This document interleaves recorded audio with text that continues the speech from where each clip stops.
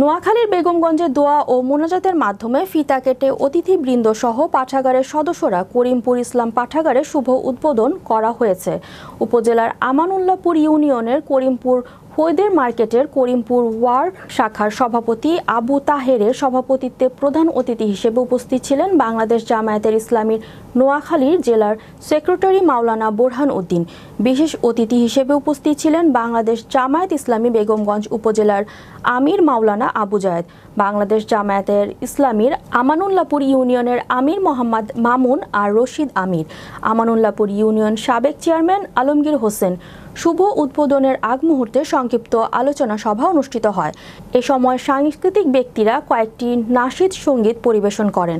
অনুষ্ঠানে আরও উপস্থিত ছিলেন করিমপুর ইসলামিক পাঠাগারের উপদেষ্টা, দাতার সদস্যবৃন্দ, কমিটির সদস্যবৃন্দ, সামাজিক ও রাজনৈতিক ব্যক্তিবর্গ সহ আরও অনেকে।